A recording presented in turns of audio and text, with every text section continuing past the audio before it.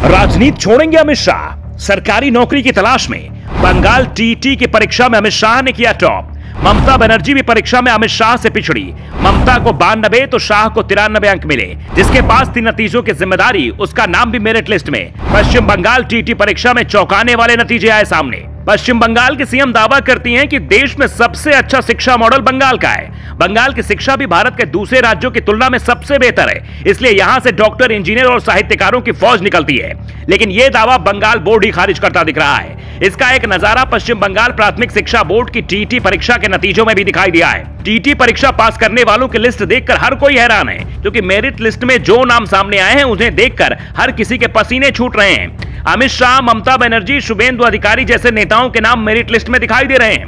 Result सामने आने के बाद बोर्ड के अधिकारी गौतम पाल ने जांच के आदेश दिए है। परिणाम से गौतम पाल भी हैरान हैं, क्योंकि मेरिट लिस्ट में टॉप पर उनका नाम भी दिखाई दे रहा है। मेरिट लिस्ट में बंगाल के पूर्व शिक्षा मंत्री पार्थ चटर्जी और पुष्पा का नाम भी दिखाई दे रहा है। सबसे बड़ी बात तो ये कि पार्थ चटर्जी लंबे समय से जेल में है, और जेल में रहते हुए उन्होंने परीक्षा कैसे दे दी और टॉप भी कर गए, ये उन्हें भी समझ नहीं आ रहा है।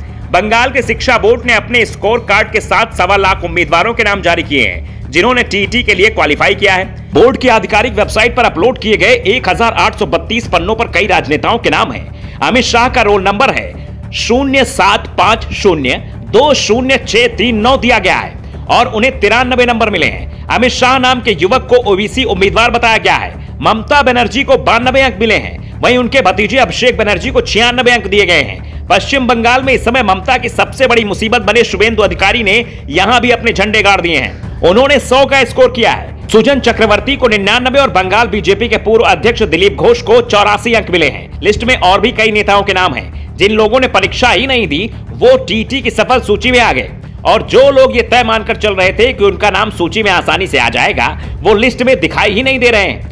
ठाकुरपुर से एक महिला उम्मीदवार ने कहा कि उसे पता था कि परीक्षा परिणाम में उसका नाम नहीं आएगा, क्योंकि जो योग्यता मांगी गई थी वो उसे पूरी नहीं कर रही थी। फिर भी परिणाम देखने की उसकी इच्छा हुई, और जब उसकी नजर लिस्ट पर पड़ी तो वहां भी उसका नाम था। मेरे लिए तो यह खुश होने की बात है, लेकिन अब कहा जा रहा है कि जांच के आदेश दिए गए हैं। चिंता इस बात की है कि मुझसे भी अब पुलिस वाले पूछताछ कर सकते हैं, जबकि मुझे तो पता ही नहीं है कि मेरा नाम लिस्ट में कैसे आ गया। लिस्ट में दिख रहे घोटालों को लेकर लोग सवाल उठा रहे हैं, तो बोर्ड भी मान रहा है कि कुछ तो गड़बड़ी हुई है। बोर्ड के अधिकारी गौतम पॉल ने कहा है कि जिन लोगों को अपने परिणाम में गलती दिख रही है वो शिकायत कर सकते हैं। टीटी की सूची देखकर बंगाल में बीजेपी ममता सरकार को घेरने में जुट गई है।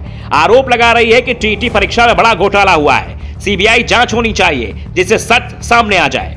लेकिन बंगाल सरकार इसके लिए तैयार नहीं है। वैसे बंगाल का शिक्षा मंत्रालय पहली बार सवालों में नहीं दिख रहा है। कुछ दिनों पहले सरकारी शिक्षकों की नौकरी को लेकर धांधली का मामला सामने आया है। बंगाल हाई कोर्ट ने ममता सरकार पर सख्त टिप्पणी करते हुए यहां तक कह दिया कि पश्चिम बंगाल में अगर सरकारी नौकरी चाहिए तो आपको रिश्वत देनी होगी। अगर रिश्वत नहीं दे सकते हो तो आप कितने भी योग्य क्यों ना हो, आपको बंगाल में सरकारी नौकरी नहीं मिल सकती है। कुछ समय पहले कलकत्ता हाई कोर्ट के जस्टिस अभिजीत गंगोपाध्याय की सिंगल जज बेंच ने एक शिक्षक की नियुक्ति के 4 महीने बाद बर्खास्तगी के मामले में सुनवाई के दौरान कहा था, शिकायतकर्ता ने शायद बंगाल शिक्षा बोर्ड के चेयरमैन माणिक भट्टाचार्य को पैसे नहीं दिए थे। बिना पैसे के उन्हें नौकरी मिली, इसलिए उन्हें बर्खास्त कर दिया गया। अगर पैसे दिए होते तो यह नौबत नहीं आती।